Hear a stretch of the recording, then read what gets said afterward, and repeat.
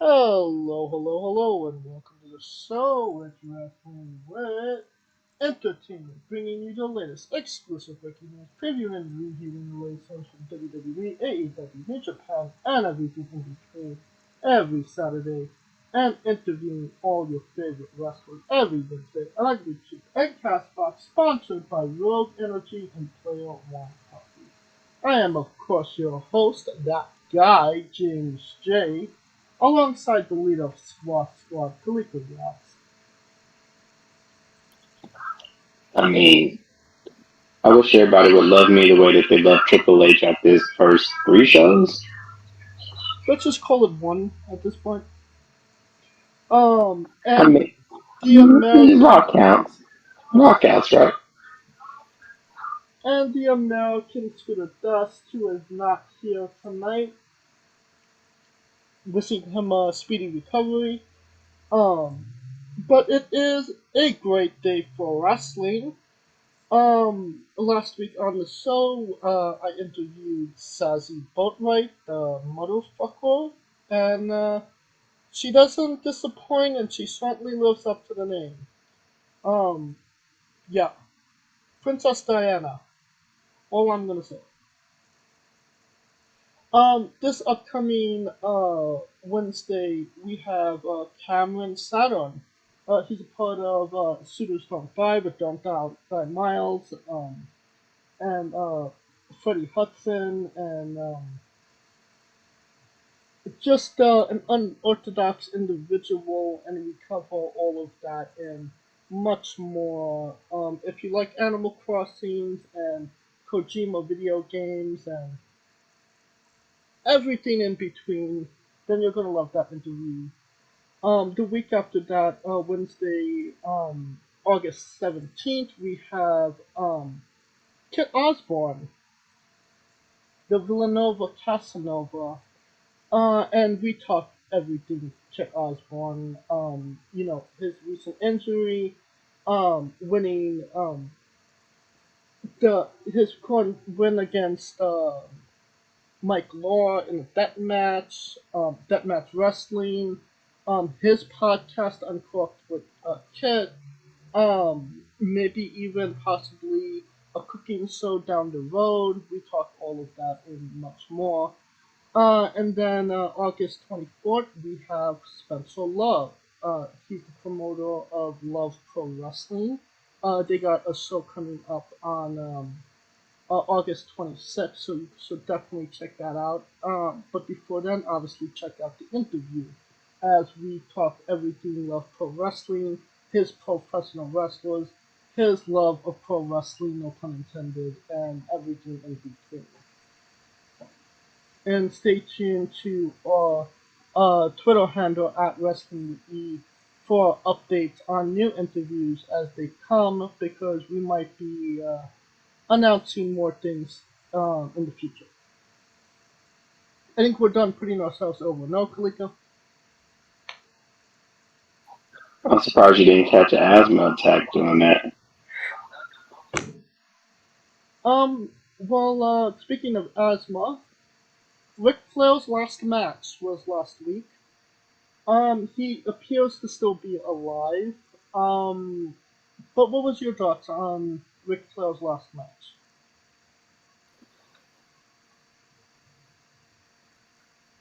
It's kind of weird because it's his last match, but everybody knows his last match was with Shawn Michaels. No one really cares. It, the way Ric Flair's last match was, his last match was the way Staples Center got changed to crypto, and everybody still calls it Staples Center.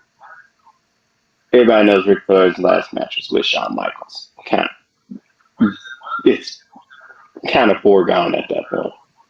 No, Well, I mean, I think Ric Flair would take the differ. I think he wishes that was his last match at this point, but we wouldn't have had this match if he didn't have some regrets. You know what I mean? well, in the book he states, because the book he wrote with Charlotte, and I read it. he was talking about how after that match, he was still waking up having like nightmares as far as like his career ending, even though that should have been it. So he kind of overrided his own intuition out of fear. So that was his last match. His Well, last match of value. How about that? that is a great way to put it. First, last match of value. Was there any? Did you see the last Ric Flair's last match? Yes, and it was more. It was more like, yo, you should have not done it, more so than anything. Because, and the reason I say that is because Triple H said to set, and it's funny because it coincides with what Triple H said. Because everybody was saying Triple H should have had a last match, and he was like, I don't care about the last match. I care about making sure that I gave it all that I had, more so than having a proper send off. And in Ric Flair's case, I think he did the inverse because he had the last match of value, and then he tried to ride it all out till the wheels fall off. Right. And it was So it wasn't it was a little uncomfortable to watch. It wasn't. I don't think it's what he wanted, but it's out there in the world now. And if you watched the match or been on social media, you saw that Undertaker was there, Mick Foley, Bret Hart, many others. It even seemed like Undertaker was a little upset with how everything went in that ring as well. No. yeah, because it went longer than what it was supposed to have been. Honestly, that whole card could have got tossed. To be quite honest. Well, I mean, it wasn't a bad card. I mean, you had the Briscoes versus the Von Erichs. You had Josh Alexander versus Jacob Fatu, which was a great match that ended abruptly, unfortunately, but I understand why. Um, what was the other one? Oh, Killer Cross versus Davey Boy Smith. Quality matches. It's just they kind of ended with a whimper rather than a bang. Well, Ric Flair's old as hell. What the hell were you expecting?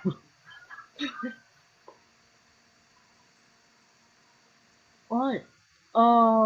Now everybody knows about WWE's new regime and everything going on there.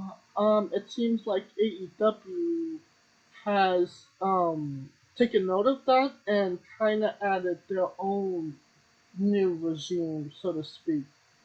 They added Madison Rain as a coach for the female talent. And if this happened remotely any other time, I would be like, okay, coincidence. But considering that we literally just changed from Vince McMahon to Triple H in the last couple weeks or so, it seems like this is an answer. They're trying to answer to something. But what do you feel, Fuka? Uh, I wouldn't see it as that. I just see it more as because as Triple H's regime puts on some killer women's matches, right? Right. So I mean, AEW's weakness has always been the women's division. So to me, anything that they do is kind of a step up, right? Not saying more so about how, not saying more about the women wrestlers themselves. It's just more like how They're not the getting as much matches, exposure as the women in WWE. right? Because I mean, 5 matches that you think of when you think of AEW women's wrestling, like other than Britt Baker and Thunder Rosa. Right. And I'll wait. I'll wait. it is interesting because Madison Rain could add some value to the women's division as a coach, as somebody to maybe write some storylines for these girls. Maybe get some more TV time. Because you know, if WWE has the best women's division, um, Tony Storm and Athena came from WWE to AEW, so maybe they'd like to go back. Why wouldn't Thunder Rosa like to take a chance in WWE?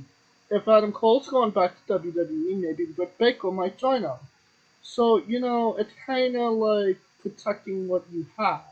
So, you know, because it does seem like the women's division is kind of getting oversaturated as well, with not nearly as much TV time.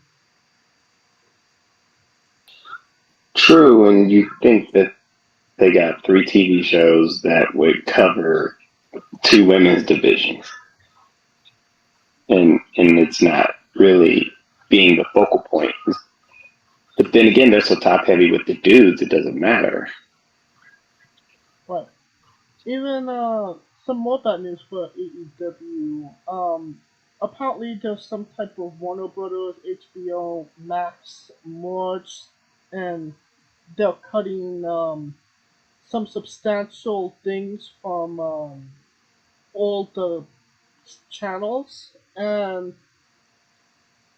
what I've heard, rumor and innuendo notwithstanding, is that AEW might not necessarily get cut, but TNT TBS isn't going to be investing any more money or giving them any more money than they already have to continue going.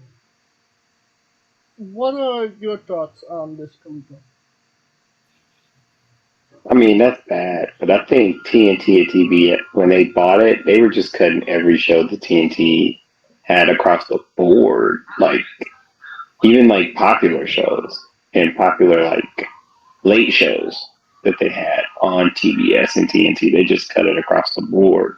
So I don't know what they're trying to, what the end game is with TNT and TBS, because the only thing that they're not going to touch is Inside the NBA, which is basically the greatest show on TV Right. as far as sports. So that's untouchable. But everything else is kind of like on the chopping block.